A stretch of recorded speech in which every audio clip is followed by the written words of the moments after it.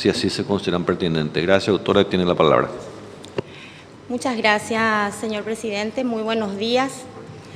Excelentísimo señor presidente y señores miembros del Consejo de la Magistratura, excelentísimos integrantes del Tribunal de Honor, distinguido público presente, con el debido respeto y anuencia de ustedes, me permito dejar fluir una necesidad que me surge en este momento y que es la inmensa satisfacción de poder volver a ser evaluada por personas que representan para mí de manera particular el gran estímulo, el ideal de profesional que en su momento han motivado a todos los estudiantes de Derecho. Y en este caso, mis respetuosos saludos a la doctora Amparo Viuda de Pacielo, al profesor doctor Luis Fernando Sosa Centurión,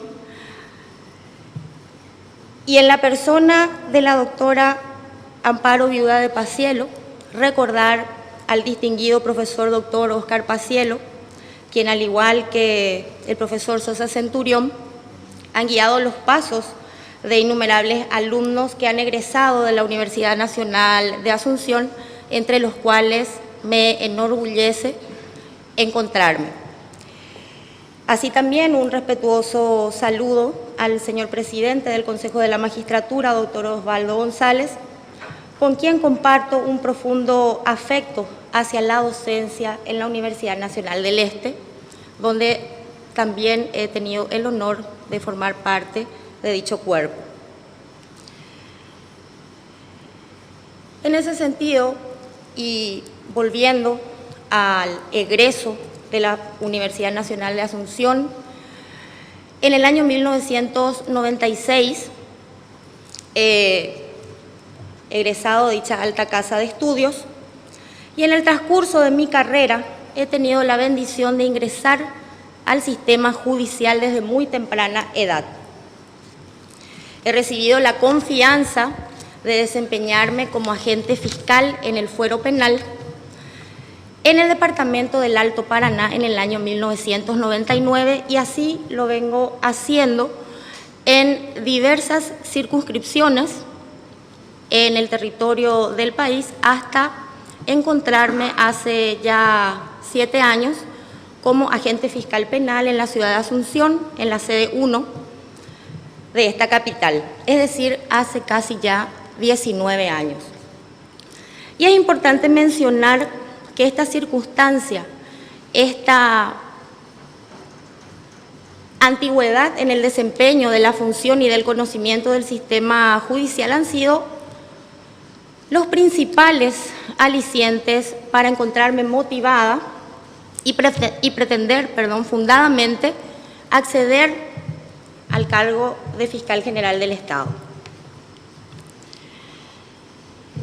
Y ese precisamente también es el motivo por el cual debo confesarles a todos ustedes, parte de este ilustre auditorio, la profunda pena, el sentimiento de pertenencia que se vio afectado por el hecho de las opiniones vertidas con anterioridad en las audiencias públicas que también ustedes tan dignamente han evaluado. ¿Y por qué? Las opiniones vertidas en todas ellas, y coincidiendo también con varias manifestaciones de la sociedad, se han enfocado y han dado énfasis de manera generalizada a aspectos deficientes o negativos del Ministerio Público. En el mejor de los casos, han hecho hincapié en los aspectos que han resultado insuficientes por parte del desempeño de quienes representan al Ministerio Público en sus diversas actividades o funciones. Y mal podría yo de poner en el mismo sentido, es decir, haciendo alusión a esas deficiencias sin asumir muy particularmente un gran fracaso como agente fiscal penal. pues qué habría logrado yo en todos estos años de ejercicio en ese cargo y qué puedo pretender al frente de la institución si no puedo reconocer cuáles son las fortalezas del Ministerio Público que la destacan y la diferencian de cualquier otra institución, siempre y cuando, claro, apuntemos a dichas características que hacen a su fortaleza. Sin desmeritar, claro, las diversas apreciaciones de quien efectivamente han resultado insatisfechos en sus pretensiones ante el órgano respectivo y los diversos órganos jurisdiccionales, me propuse compartir con ustedes esos puntos en los cuales radica la fortaleza y la innegable importancia del Ministerio Público.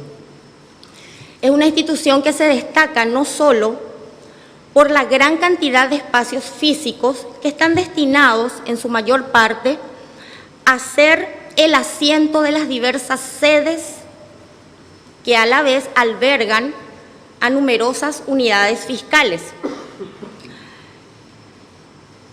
Ilustre auditorio, es importante que ustedes sepan que existen 96 sedes aproximadamente que se encuentran asentadas en todo el territorio de la República y albergan y dan lugar al desempeño de más de 400 agentes fiscales, en su mayoría desempeñados en el fuero penal, y más de 5.000 funcionarios, 5.000 almas que prestan servicios a la sociedad en cada punto del país. En el lugar más recóndito de nuestra patria se encuentra una sede fiscal, un agente fiscal al frente de ella y unos funcionarios que, a pesar de las carencias propias de esos lugares, por la lejanía, por la falta de comunicación, por la falta de infraestructura, obviamente ponen mayor esfuerzo para el desempeño de la función.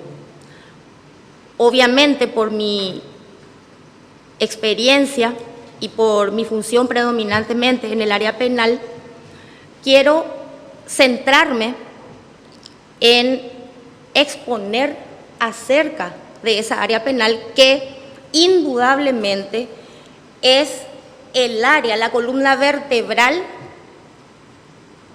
de las funciones del Ministerio Público. Él es lo que nos hace visibles, es lo que hace que estemos en todo momento, ¿por qué no utilizar un término simple?, en la vidriera. Es lo que da motivo a todas esas opiniones a las que ya hice referencia y que de ningún modo han resaltado los logros del Ministerio Público o los esfuerzos de cada uno de esos agentes fiscales, de cada uno de esos funcionarios a los que también ya he hecho referencia. Tamaña envergadura en cuanto a infraestructura y cantidad de funcionarios hacen resaltar que la misión principal de quien reciba el honor, la distinción de ser designado como fiscal general del Estado, debe gozar de un fundamento. Esa misión debe tener como norte y como medio de cumplir el fin pretendido por el Ministerio Público, la capacidad de gerenciar, de administrar, y no me refiero a recursos materiales, al manejo del presupuesto u otros temas que de hecho y de derecho se hallan plenamente consagrados en la Constitución Nacional y se hallan plenamente vigentes. La capacidad de administración y de gerenciamiento del fiscal general del Estado se refiere y debe centrarse a esos más de 400 agentes fiscales y más de 5.000 funcionarios, ya que la palabra Ministerio Público, la palabra Fiscalía, debe representar un solo cuerpo, un solo criterio que de hecho y también de derecho es una de las bases por las cuales o sobre las cuales debe regirse la actividad fiscal. ¿Y por qué la importancia de la unidad de criterio? Y llegaré como conclusión en su momento a que esto en algún momento va a eliminar una de las principales deficiencias, no solo del Ministerio Público y de la cual el Ministerio Público no es el único responsable, y me refiero a la mora judicial. Si existe una verdadera unidad de criterio, mal podría pretender alguna de las partes en cualquier litigio y de cualquier fuero pretender que con la recusación o el apartamiento de un fiscal o provocando la inhibición de este agente fiscal logrará de alguna manera acceder a otro fiscal que comparta las pretensiones de esa parte o que esté conforme con esas pretensiones. Si existe una unidad de criterio y de esa manera podemos desarmar, por decirlo de alguna manera, a las partes que recurren a este mal llamado recurso y que efectivamente es uno de los derechos que garantiza el Código Procesal Penal, entonces esa morosidad judicial se verá notablemente disminuida. Y esa unidad de criterio y la función del fiscal general del Estado como gerente de esos recursos humanos es la que desmotivará perseguir que con esas actitudes dilatorias que finalmente llevan a fracasos muy notables dentro del área penal que se materializan con una prescripción de la acción penal o con una extinción de la acción, se vean desmotivados. Ya no podrán conseguir el fin. Es decir, si el mecanismo es la utilización irrestricta de las recusaciones, pues entonces el gerenciamiento del fiscal general del Estado para desmotivarlas debe enfocarse básicamente en la resolución rápida y efectiva de esas recusaciones, como también en la gestión ante la excelentísima Corte Suprema de Justicia, donde finalmente son impugnadas las resoluciones que confirman la intervención de un agente fiscal. Y esta cuestión ha sido muy seriamente encarada por la excelentísima Corte Suprema de Justicia con el dictamento de la acordada 961, en la que se establecieron, es más, no solo se establecieron porque no fue algo nuevo, sino que se ampliaron las explicaciones o el modo de aplicación de las sanciones para quienes utilizan como mecanismos dilatorios o actúan de mala fe finalmente con la utilización de este tipo de recursos. Pues entonces hagamos que ese acuerdo y sentencia, que esa acordada de la excelentísima Corte Suprema de Justicia no sea letra muerta.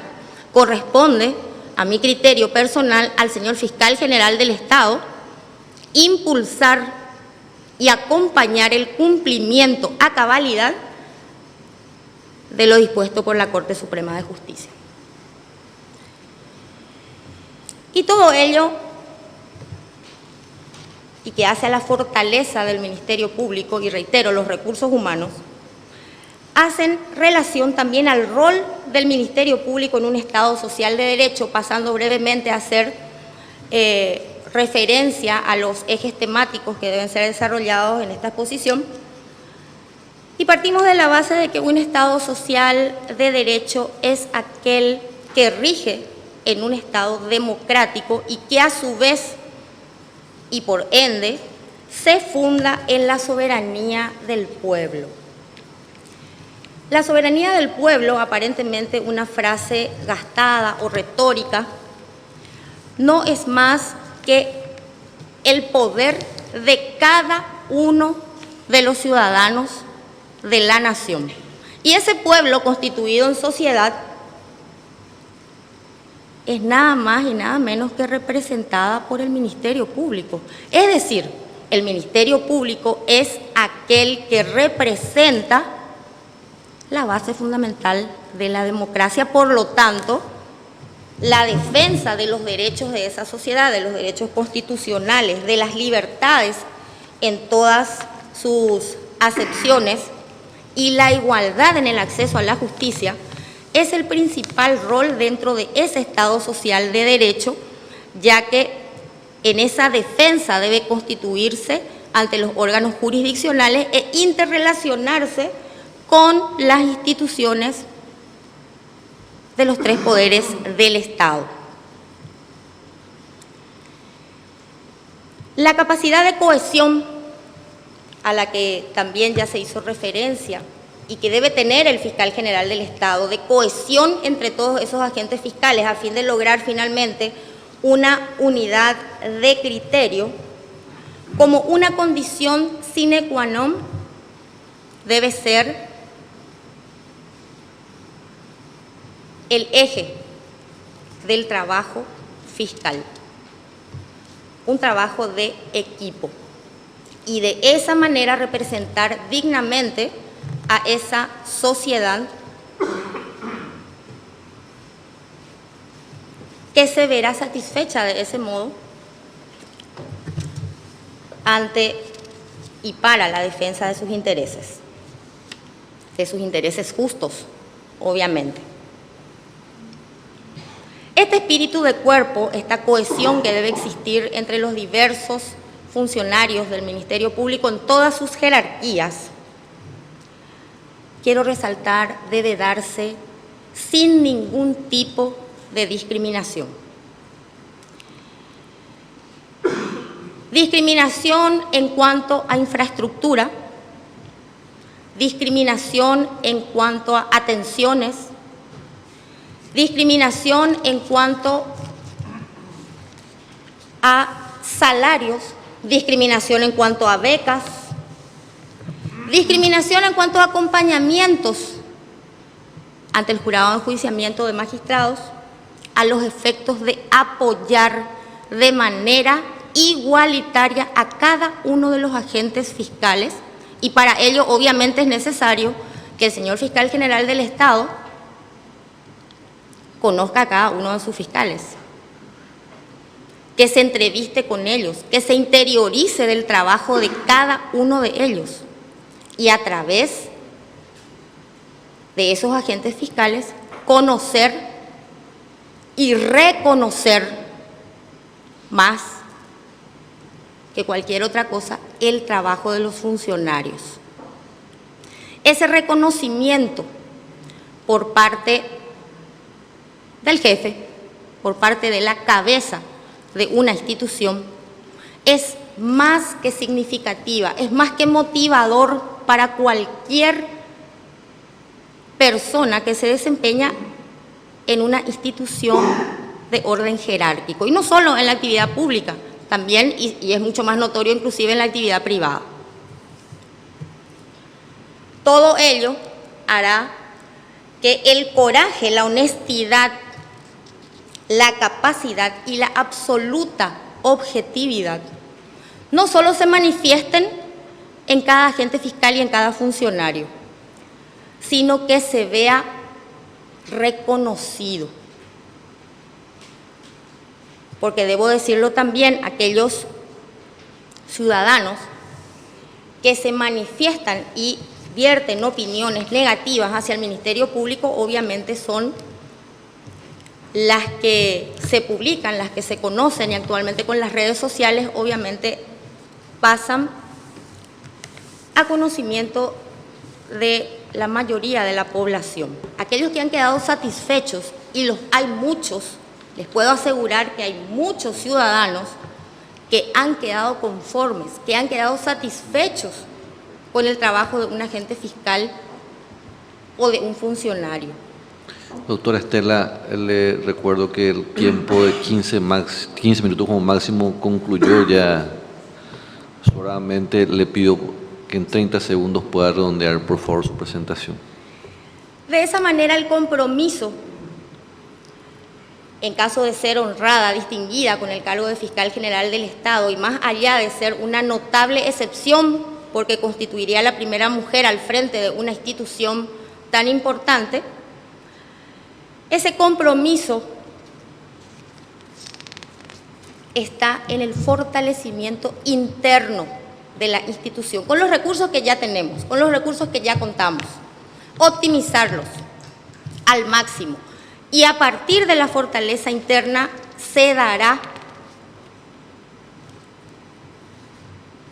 de manera automática la fortaleza para el exterior y en interrelación con las demás instituciones de la República. Ese compromiso está también en el fortalecimiento de la investigación científica para la consecución de dichos resultados. Muchas gracias. Gracias, doctora. Los miembros del Tribunal de Honor que consideren pertinente formular preguntas podrán hacerlo. Tiene la palabra el doctor Luis Fernando Sosa Centurión. Bien. Doctora Estela Maricano, hay un problema que se viene haciendo referencia casi en todos los participantes, que es el hacinamiento de cárceles. Mi pregunta es, ¿cuál es el diagnóstico que se tiene como política criminal de la unidad psicológica para la recuperación y reinserción del ciudadano? Sí, distinguido profesor, muchas gracias por la pregunta. Es una preocupación que a diario nos toca pasar en razón de una aplicación irrestricta o indiscriminada de las medidas cautelares de prisión. Y justamente ese es uno de los puntos que yo creo pueden ser zanjados como fruto de esa cohesión y de esa unidad de criterio, ya que, por ejemplo, y por ser bastante puntual, en los casos de violencia de género, de violencia intrafamiliar, el marco penal para ese hecho punible ha sido elevado a 6 años de pena privativa de libertad, por lo tanto ha pasado el límite de los 5 años que es tomado como criterio, digamos, y no uniforme, por cierto, para la aplicación de medidas alternativas. Sin embargo, la violencia de género, la violencia intrafamiliar, tiene características por demás interesantes justamente por darse entre personas en las que ha primado en algún momento el afecto y en las que permanentemente existen presiones familiares para retirar la denuncia, para desdecirse o para retractarse como testigo, etc. Esos son los aspectos que deben ser medidos o comedidos y de manera unitaria asumir posturas para no aplicar indiscriminadamente, por un caso de violencia doméstica, la prisión. Y que se ha convertido, porque ya también lo he escuchado particularmente de varios supuestos autores de este hecho punible, se han convertido en un elemento de coacción o de amenaza por parte de la persona que se siente afectada o que aprovecha, por decirlo de algún modo, la situación de suma protección a una condición de víctima de violencia. Entonces se constituye en un jaque. Es así que esa unidad de criterio, a mi parecer, esa unidad de actuación, esa cohesión, ese común acuerdo en el actuar de todos los agentes fiscales llevará necesariamente a una disminución de ese hacinamiento. Y una vez que existe esa unidad de criterio, entonces el señor Fiscal General del Estado puede con toda propiedad sentarse en una conversación para un convenio con el Ministro de Justicia y Trabajo que no tendrá la oportunidad de decirle, pero si tu fiscal de allá, por un hurto simple de un tipo sin antecedente, pidió prisión y el juez concedió. Pero tu fiscal de allá, etcétera, etcétera. Es decir, si existe una postura uniforme, eso dará lugar a una serie de convenios, ya sea con el Ministerio de Justicia y Trabajo o ya sea con organismos internacionales que de muy buena gana, con muy buen tino, apoyarán todo tipo de inversión que hagan a una política criminal de reinserción dentro de lo que principalmente tiene que ser un lugar de reclusión que respete los principios básicos de los derechos humanos. Y esa unidad,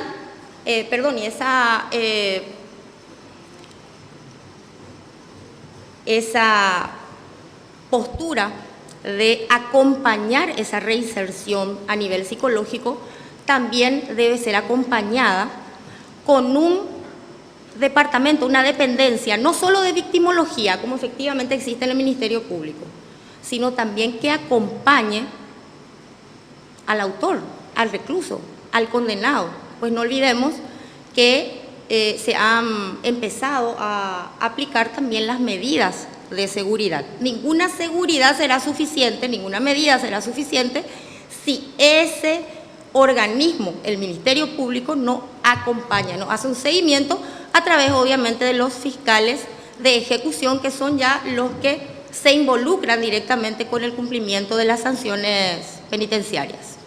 Gracias.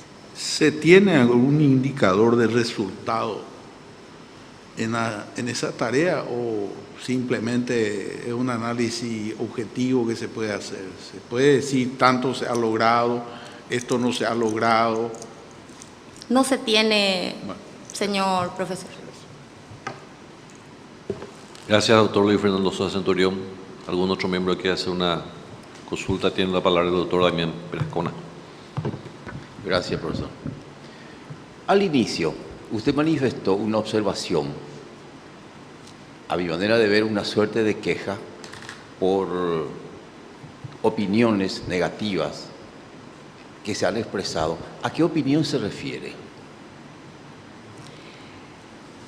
Sí, doctor, me refiero específicamente a las opiniones vertidas en términos generales, porque debo decirlo en un lenguaje vulgar. Vergüenza ajena tengo cuando parte integrante de la institución, un integrante de la institución, una persona a la que conozco como habitual usuario, digamos, de los servicios del Ministerio Público, vierte una opinión generalizando varios agentes fiscales corruptos, varios agentes fiscales haraganes, varios. ¿Por qué una persona versada en derecho responsablemente no realiza una denuncia y le da un seguimiento? No basta, y por eso dije que sería un fracaso yo personalmente como agente fiscal si vertiera esas opiniones siendo que no hice nada. Si yo diese una opinión como esa, entonces tendría que haberme hecho responsable de denunciarlo, perseguirlo hasta llegar a un final que aclare dicha circunstancia, porque a diario, obviamente como servidores de la sociedad, pues eso somos, trabajamos muchos agentes fiscales a puertas abiertas, recibiendo no solo a víctimas, a denunciantes, abogados, prensa, etc. Y a diario somos depositarios, yo suelo decir, somos buzón de quejas y sugerencias, depositarios de esas quejas, de esas opiniones negativas acerca de un colega en específico. Sabemos bien quién es el colega al que hace referencia. Y al generalizar quedamos todos, como se dice también vulgarmente, en una misma bolsa, y eso no es así. Existen colegas y son la mayoría, y existen funcionarios y son la mayoría los que cumplimos nuestra función de manera básicamente responsable y con un espíritu de servicio que es el que debe predominar. Esas opiniones son las que particularmente, y como usted lo dijo, efectivamente me han causado un malestar. Gracias.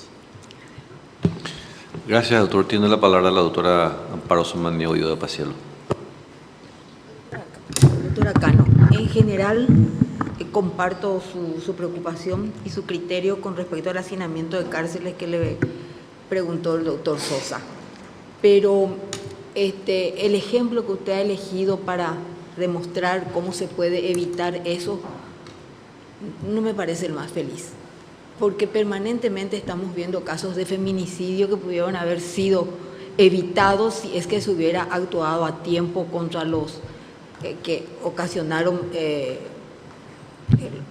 hechos anteriormente. O sea, son reiterados casos que finalmente terminan en un feminicidio, ¿verdad? Esa violencia familiar muchas veces lleva a un feminicidio que pudo haber sido evitado. Por eso no comparto, en el caso concreto, en el ejemplo que usted puso, no comparto. Comparto su criterio en cuanto al hacinamiento, ya que podría evitarse, pero podría dar otros ejemplos que no sea precisamente este. Sí, pero también quiero ampliar un poco con respecto a eso, ya que en mi exposición también tenía previsto hacer referencia a que precisamente la condición de mujer, y en su caso al frente de una institución tan importante, se debe dar mucho más énfasis, mucho más importancia a ese tipo de hechos punibles como la violencia de género, la trata de personas y los abusos sexuales en niños. ¿Por qué? Porque se trata de víctimas que se caracterizan por la vulnerabilidad, que se caracterizan por una influencia inmediata de su medio más cercano, que son los familiares o los vecinos. En los casos de trata de personas, las jovencitas, digamos, en su mayoría son de lugares alejados de la capital, donde las ciudades o los pueblos son pequeños, y quien las seduce, por decirlo, es el vecino, el amigo, el compadre, etc. Entonces, esas circunstancias especiales hacen necesaria la existencia de una dependencia que acompañe a la víctima. Es decir, la verdad del hecho, que es la que persigue la Fiscalía o que debe perseguir, está en ese testigo vulnerable. Y el acompañamiento no se debe limitar a un diagnóstico rápido, porque los casos son varios y el Departamento de Victimología debe hacerlo en 2 sesiones y decir es víctima o no es víctima, sino acompañar a esa víctima para que sostenga su testimonio hasta el final. En los demás casos, como lo sugiere la doctora, podríamos hacer hincapié y diferenciar a las personas sometidas al proceso penal por primera vez y las que no son reincidentes, porque ya nuestro código no dispone acerca de la reincidencia, sino que mantienen una conducta repetitiva, una conducta reiterativa y de un mismo hecho punible. Por ejemplo, y debo utilizar el término empleado de manera común, el motochorro. El motochorro o asaltante, o cuya conducta se describe en el robo agravado, es decir, emplea arma, emplea violencia, emplea fuerza, actúa con clandestinidad, con premeditación, elige a su víctima, etc. Primario, secundario, terciario, etc. debe pesar sobre el mismo, a mi criterio personal, y es mi modo de actuar, la prisión preventiva. No solo por el marco penal, sino en ese caso sí por las estadísticas. Quien lo hizo, las estadísticas lo dicen, lo volverá a hacer. Y discriminar esa conducta del motochorro, entre comillas, con la conducta del también llamado vulgarmente descuidista, la persona que comete un hurto o se aprovecha del descuido de una persona en un ómnibus, por ejemplo, que también lo hemos visto en innumerables ocasiones, y que no está armada, o que finalmente comparece ante el Ministerio Público y manifiesta y prueba que lo hizo bajo influencia de unas circunstancias apremiantes, ya sea por un hijo, por una madre enferma, etc. Esa compenetración con la causa, ese conocimiento acabado del por qué y del para qué de la comisión de un delito debe primar al momento de decidir sobre la aplicación de una prisión preventiva. Y así en los diversos tipos penales. Las estafas, por ejemplo, y suelo explicar a familiares sobre todo, que hacen una queja, pero si un estafador no se va luego preso. Y es cierto, si aplicamos a rajatabla el artículo que define la estafa, en consonancia con aquel que dispone acerca de las medidas cautelares, no hay preso porque no es más de 5 años, sea cual fuese el monto. Pero entonces debe primar la actitud del fiscal al evaluar la peligrosidad y encargarse de convencer al señor juez penal de garantías. El derecho penal y el derecho procesal penal no son una aplicación matemática, y eso lo he vivido a diario con excelentes resultados. Gracias, doctora. Tiene la palabra el doctor Sixto Volverrios. Sí. Usted en su exposición se refirió que acá se tratan de las deficiencias e insuficiencias de la Fiscalía. Yo no sé si es una crítica al Consejo, a los consejeros acá. Y luego habló de las fortalezas de la Fiscalía. ¿Usted considera que la Fiscalía actualmente no tiene ninguna deficiencia que corregir? Muchas gracias, doctor. Y de ninguna manera puede ser o puede llegar a considerarse una crítica a quienes están encargados de evaluar nuestro desempeño, nuestro currículum, nuestro merecimiento. Es una crítica a la polarización de una opinión, llevar al extremo y destacar solo lo deficiente. Y sí hay deficiencias, doctor, y muchas, pero yo estoy segura, soy muy consciente y me consta que son muchos más los logros, son muchos más los escollos que a diario son zanjados para obtener la finalidad última en un proceso, y me refiero al proceso penal, por parte de los integrantes del Ministerio Público. Por eso hice mucho énfasis en que lo que debe existir es una cohesión entre los agentes fiscales, una unidad de cuerpo, un espíritu de equipo, para que esas deficiencias sean identificadas responsablemente y no de manera general como se ha expuesto, que sean identificadas y una vez fortalecida la institución, identificadas esas deficiencias, encarar cómo superar las mismas. Gracias, doctor. Si algún miembro del Consejo tiene la palabra, el doctor Carlos Raúl Carrera. Buenos días, doctora. 2 consultas le quiero hacer. Usted se refirió con mucho énfasis en una unidad de criterio, una unidad de pensamiento entre todos los fiscales.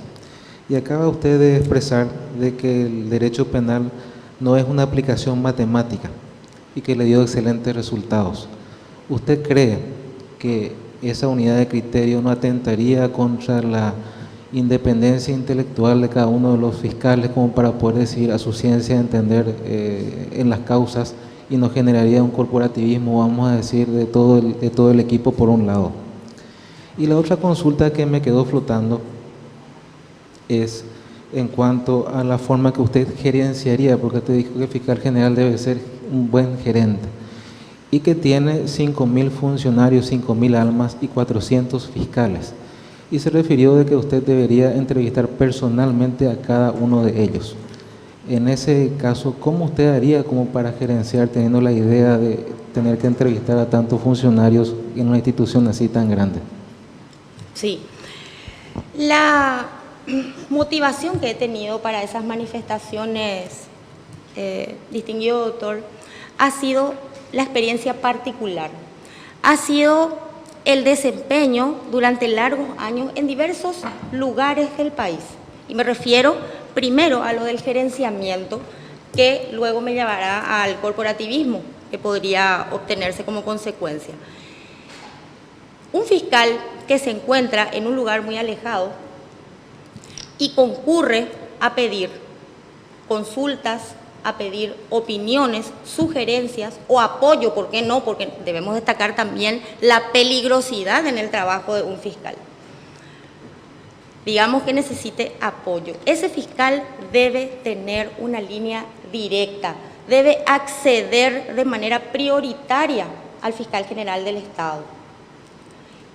Y no solo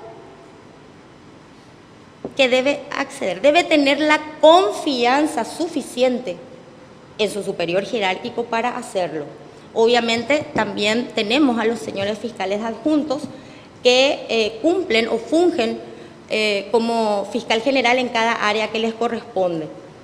Pero no es menos cierto que todos quieren tener un acceso a la cabeza de la institución y sentirse respaldados. No es fácil tomar determinaciones que estamos seguros de repente darán, por decirlo, que hablar. Decisiones que estamos seguros mañana será titular de prensa. Esa decisión debe ser consecuencia, aparte de la responsabilidad, la objetividad y todo lo que ello implica, del apoyo del superior jerárquico. Y esa situación, ese gerenciamiento, solo puede lograrse a través del conocimiento así, inmediato, de cada agente fiscal, de cada funcionario que requiera conversar con él. No creo que exista un funcionario, un agente fiscal que no quiera conversar con el superior jerárquico. Y eso debe poder lograrlo de manera inmediata. Y el corporativismo que podía conseguirse con esa unidad de criterio es necesario, ese corporativismo, pero no obviamente extrapolado a tomar posiciones. Claro que existen situaciones que ameritan una recusación, que ameritan el apartamiento de un agente fiscal por un mal procedimiento, por un mal desempeño, etc. Y para ese estudio también la fortaleza interna de la institución es importante, porque para ello tenemos organismos internos que deben controlar la gestión fiscal, que es la Dirección de Control de Gestión Fiscal y que también lo es la Inspectoría, y actualmente recién puesta en funciones el Tribunal de Disciplina, que ha sido recientemente conformado en elecciones internas del Ministerio Público. Esa facultad de autonomía no se vería de ninguna manera afectada. En todo caso, es todo lo contrario, se vería absolutamente fortalecida, ya que si la postura tomada por un fiscal será motivo de enfrentamiento, primero interno y después externo, entonces, ¿cuál sería la motivación para decisiones muy delicadas?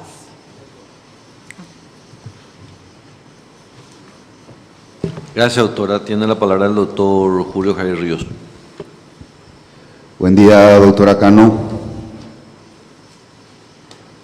Usted habló de las fortalezas del Ministerio Público que lo destacan ante otras instituciones. Y habló de que una de esas fortalezas es la infraestructura que tiene el Ministerio Público. Mencionó en ese momento a 96 sedes en todo el país. Yo he recorrido varias sedes muchísimas. Y personalmente creo que hay mucha deficiencia en la parte de infraestructura. Algunas sedes inclusive lamentables. ¿Por qué cree usted que la infraestructura del Ministerio Público es una fortaleza de la institución a destacar? Gracias, Excelencia. Debo reiterar entonces que al hacer referencia a la infraestructura del Ministerio Público, he resaltado la infraestructura en recursos humanos. He resaltado la existencia efectiva, la vigencia efectiva de un presupuesto que ha emanado del Poder Legislativo.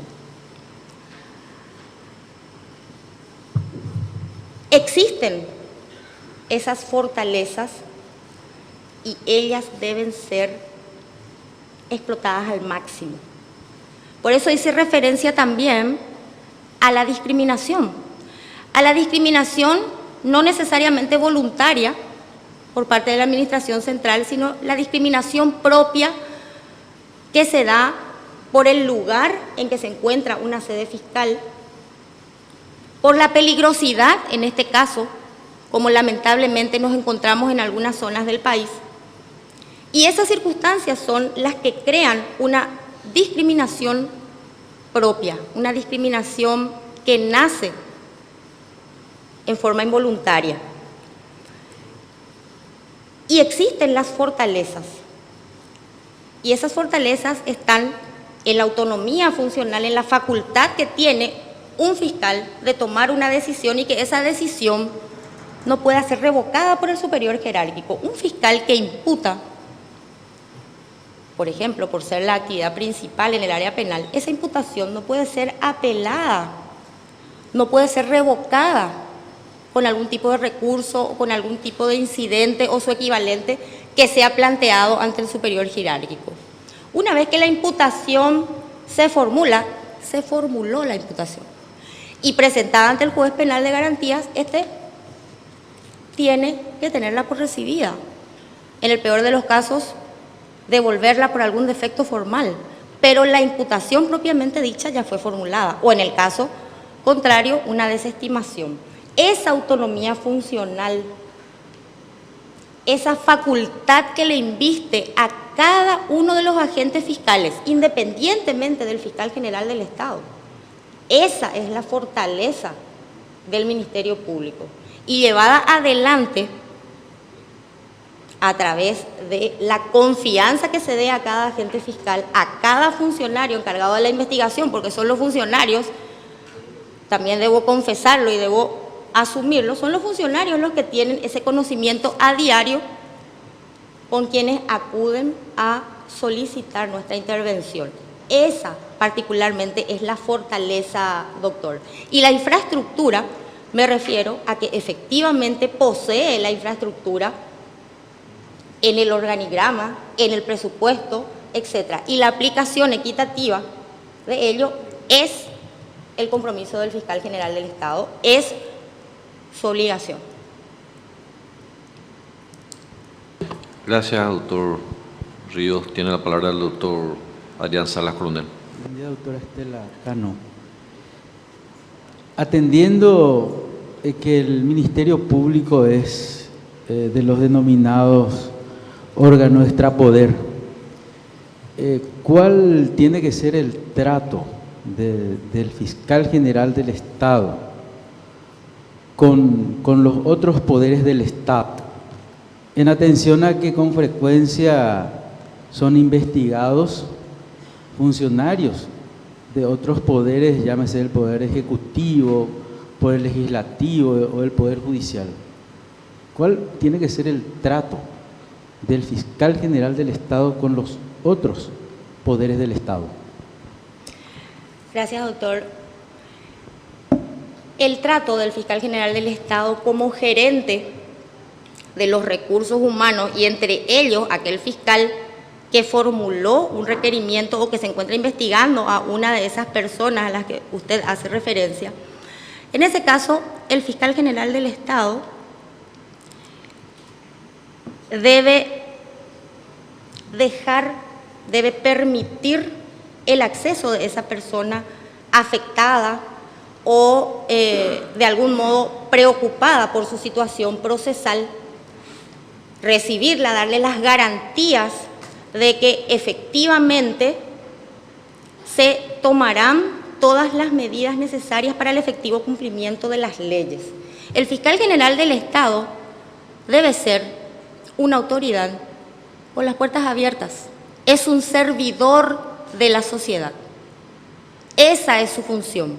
Se encuentra ejerciendo un cargo en representación de cada uno de nosotros y debe explicaciones a diario, permanentemente, a todos aquellos miembros de esa sociedad y principalmente a quienes son afectados en sus intereses como parte de un proceso penal que puede llegar a afectar en el peor de los casos uno de los derechos más importantes, que es la libertad. Y eso es importante también relacionar con el tema de la tan mentada presión, que también de manera general se atribuye o se menciona o se relaciona con presiones políticas. Las presiones políticas, distinguido auditorio, son un tipo de presión nada más, por llamarlo presión. Pero les aseguro que la presión de un familiar, de un ser querido, de una población que se manifiesta y arroja huevos o papel higiénico o basura frente a la casa de un magistrado, esa presión es mucho más fuerte. La presión, por poner uno de los ejemplos más sublimes, de una madre diciéndole a su hijo: ¿por qué mi hijo le mandaste preso a este pobre señor que, qué sé yo, se encuentra en tal situación? Esa presión yo les aseguro que es mucho más fuerte que la llamada de un político a pretender interiorizarse de una causa, que está en todo su derecho. Si puede hablar con el fiscal general del Estado para que le dé explicaciones, ¿por qué no podrá hablar con un agente fiscal? Eso no es presión. Dar explicaciones es una obligación del agente fiscal y del fiscal general del Estado. Gracias, doctora. Gracias, doctor Salas.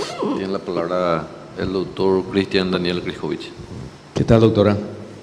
Usted habló, entendería como que es una falencia del Ministerio Público, porque dentro de sus propuestas habló de no discriminación.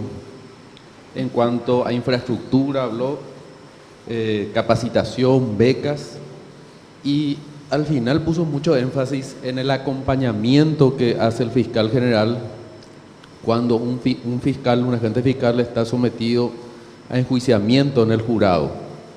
Ayer el doctor Salas recordaba el caso de un fiscal que fue suspendido el martes, dejamos ambos miembros aquí, representantes del jurado, nuestra disidencia, porque consideramos que era un enjuiciamiento arbitrario. ¿Usted cree que esa es una falencia, la falta de acompañamiento de la cabeza del Ministerio Público en enjuiciamientos de este tipo? Sí, muchas gracias, doctor, y agradecida realmente porque esa resolución del jurado de enjuiciamiento de magistrados también me ha afectado, pero de manera positiva.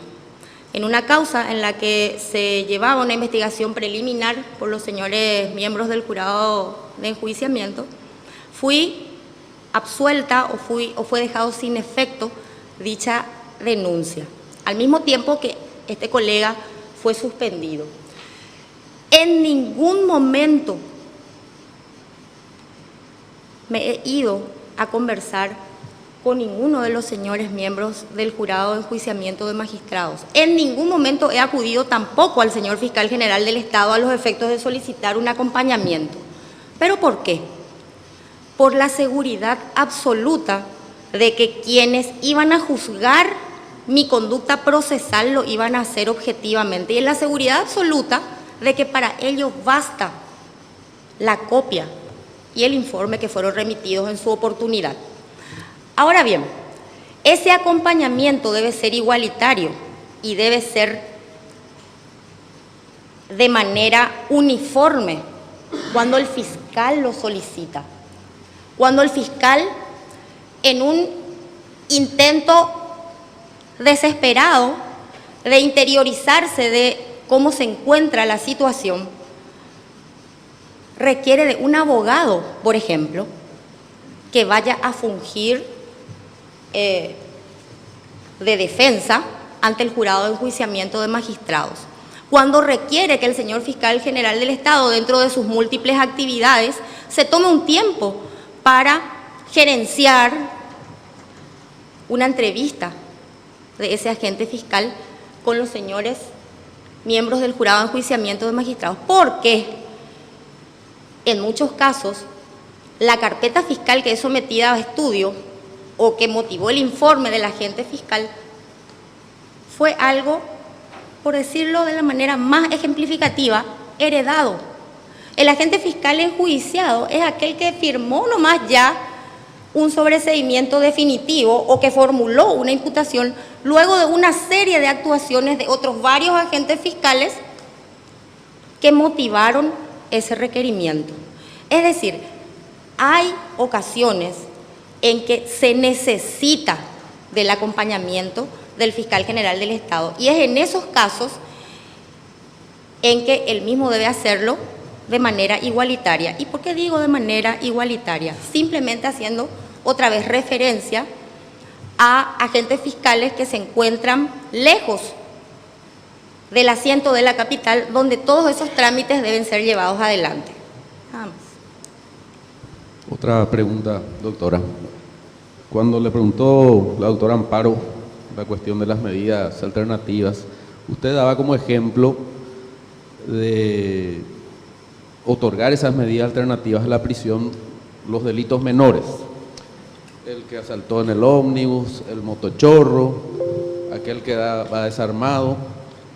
Entiendo yo su fundamento al respecto, pero justamente esos pequeños delitos son los que están permanentemente y a diario siendo víctimas de la ciudadanía. Entonces son esos pequeños delitos los que necesitan una respuesta, que hoy es la principal falencia de todo el sistema judicial, incluyendo el del Ministerio Público. ¿Qué solución entonces damos a la ciudadanía? Porque es cierto, aquel que tiene una necesidad imperiosa es el que asalta, pero rompe el portón de una persona que también necesita o tiene sus necesidades, ¿verdad? Lleva el televisor. ¿Qué respuesta damos? La respuesta del Ministerio Público debe basarse, reitero, en el estudio de cada situación en particular. De las, por dar un número, 300 causas, Excelencia, que ingresan en un turno aquí en Asunción, ¿cuántas llegan a juicio oral? ¿Cuántas llegan a una condena que impone una pena privativa de libertad? Y no ha de llegar al 5%. No ha de llegar al 5%. Y estoy hablando de causas que ingresan en el sistema de turnos solo con aprendidos. Es decir, en el turno de un agente fiscal acá en Asunción, solo ingresan causas en las que existe un aprendido por parte de la Policía Nacional o en circunstancias que son consideradas por una resolución interna de la Fiscalía General del Estado graves. Y entre esas circunstancias graves, entre esos casos graves, es que se encuentra, por ejemplo, la violencia intrafamiliar o hechos punibles en los que son afectados los derechos de los menores. Y de esas 300, 5% es la que con toda seguridad llega a una condena con pena privativa de libertad. Y nos encontramos actualmente enfrentando una cruda realidad, que es la imposibilidad absoluta de que una persona con prisión preventiva guarde reclusión en el penal de Tacumú.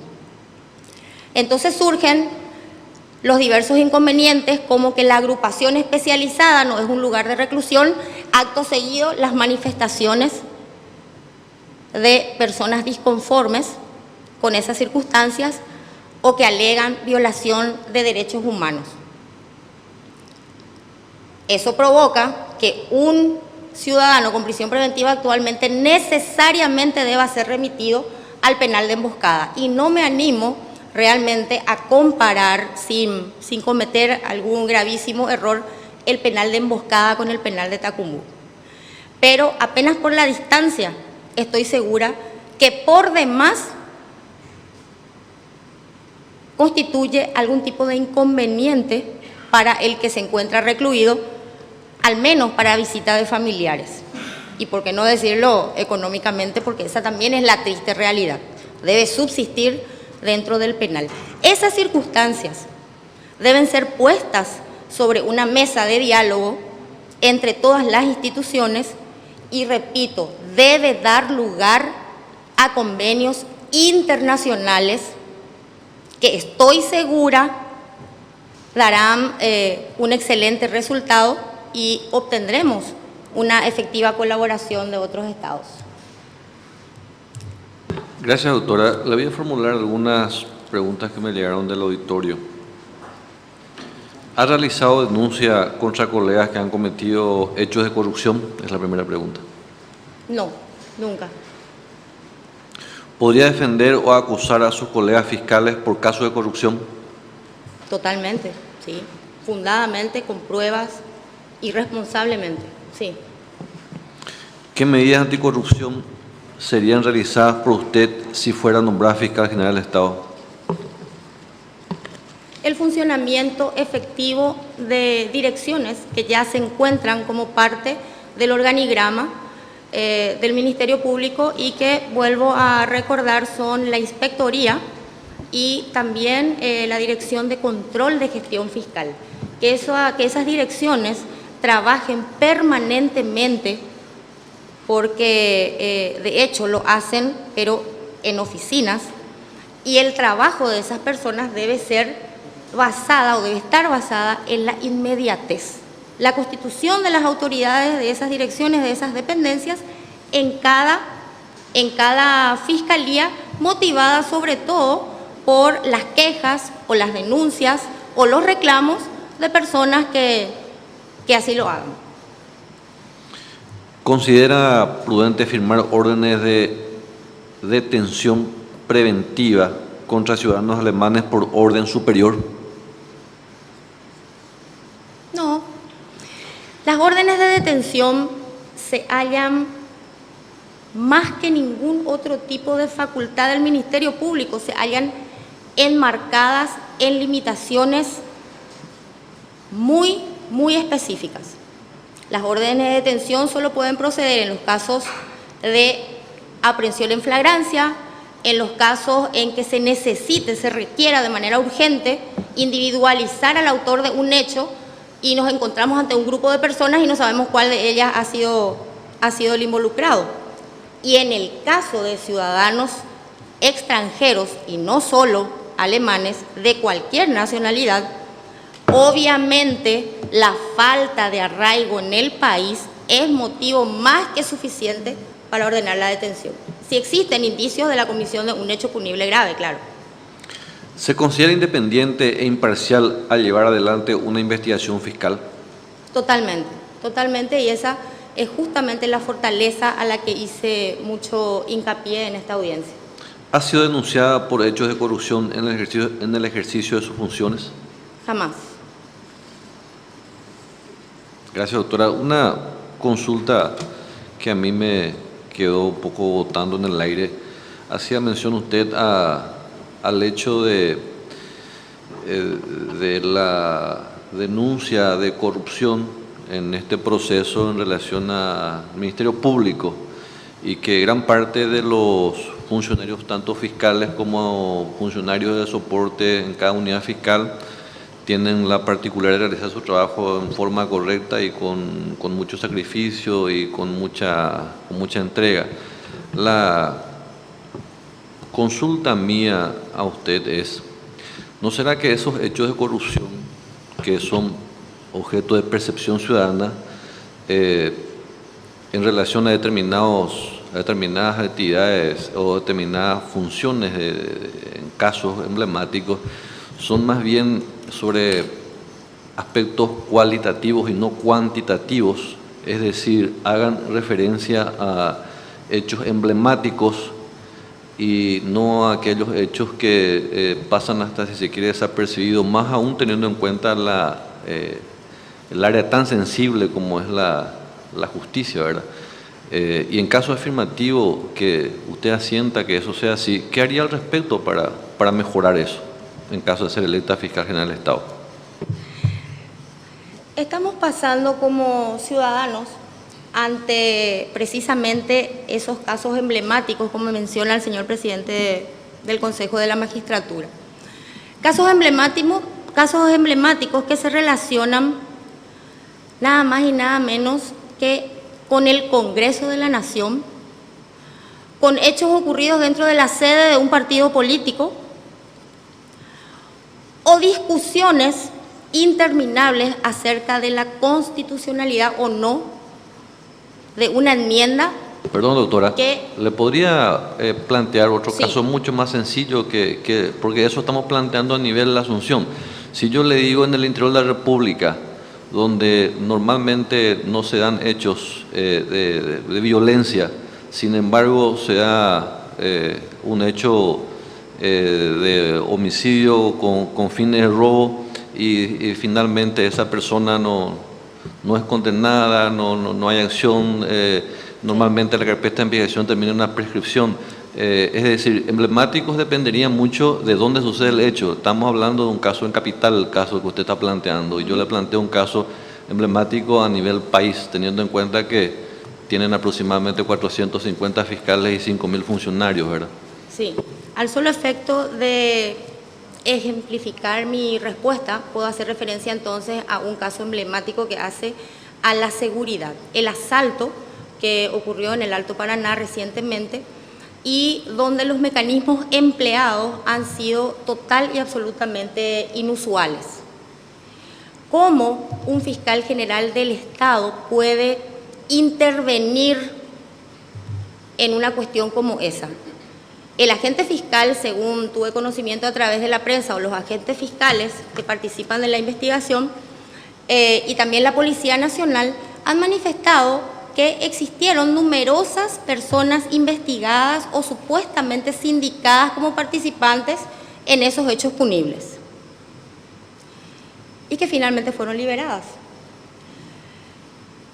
Entonces, el papel del fiscal general del Estado es interiorizarse de si esa circunstancia por demás emblemática y que genera una queja ciudadana, una queja generalizada o que genera titulares de prensa durante más de una semana, si esas circunstancias realmente son así, y pasar él personalmente o a través de alguna de sus dependencias, ¿por qué no la dirección de prensa?, a hacerse responsable de que el trabajo del Ministerio Público, en ese caso, es así como lo ha sostenido el agente fiscal, que ha sido sometido a una rigurosa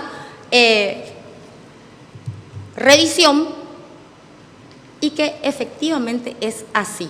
Y no dar o no dejar al arbitrio del pensamiento de la población que ese fiscal no tiene ningún tipo de control sobre su actuación. Y sí lo tiene, pero es necesario que la ciudadanía lo sepa. Yo estoy segura que esas circunstancias están sometidas a un riguroso control por los superiores jerárquicos, pero ese control debe ser puesto a conocimiento. Reitero, debemos rendir cuentas permanentemente de qué es lo que acontece. Gracias, doctora. Al último hace referencia a una publicación de fecha 8 de febrero de 2017. PLRA denuncia ante el jurado de enjuiciamiento a jueces y fiscales. El presidente del Partido Radical Auténtico, Efraín Alegre, denunció ante el jurado de enjuiciamiento de magistrados a la fiscal Estela Maricano. La denuncia por mal desempeño de sus funciones debido a sus actuaciones en el proceso abierto por las pintatas en la casa del fiscal general encabezadas por paraguayo Cubas, preso en la cárcel de Emboscada. ¿Qué puede decir al respecto, doctora? Puedo decir, señor presidente, que esa denuncia formulada por el señor Efraín Alegre no solo fue formulada en ese ámbito. Denuncias con idéntico contenido han sido formuladas ante el señor Fiscal General del Estado, que lo remitió a la Inspectoría del Ministerio Público. Fue recientemente analizada a través de la Inspectoría, justamente por la Dirección de Control de Gestión Fiscal, e increíblemente, y digo increíblemente porque no existe un filtro o un mecanismo de nuestra mesa de entrada de impedir al menos que se presente una denuncia por cuarta, quinta vez ante diversos organismos. Existe una denuncia penal en contra mía, es llevada adelante por el agente, la investigación es llevada adelante por el agente fiscal Aldo Cantero, que se encuentra interinando a la fiscal Daniela Benítez. E igualmente, como lo referí con anterioridad a la otra denuncia que fue formulada en el jurado de enjuiciamiento de magistrados, me he limitado a remitir los informes pertinentes y la copia íntegra de cuál ha sido el desarrollo de ese procedimiento en la absoluta seguridad de que se han respetado todos y cada uno de los derechos de las personas que en aquel entonces se manifestaron y efectivamente incurrieron en hechos punibles. Esa circunstancia fue ratificada por un juzgado penal de garantías, a quien entiendo también se ha denunciado al encargado de ese despacho e inclusive a la que tuvo el caso por un breve tiempo y que solo se limitó a disponer acerca de medidas cautelares. Es decir, asumo con todas las responsabilidades que ello implica que las determinaciones tomadas en esa causa han sido total y exclusivamente ceñidas al cumplimiento de mi función como agente fiscal. Muchas gracias, doctora, por tu participación. El Consejo, a través de la Secretaría, va a informarle el siguiente, la siguiente etapa en este proceso de selección. Si quiere agregar algo más, puede hacerlo, por favor. Le ruego brevedad en el caso de que sea así. De lo contrario, le agradecemos nuevamente. No, nada más, solo agradecer y reiterar que es una verdadera distinción para mí compartir todo esto que he expuesto con esta respetable audiencia, con este ilustre auditorio. Muchas gracias. Muchas gracias, doctora.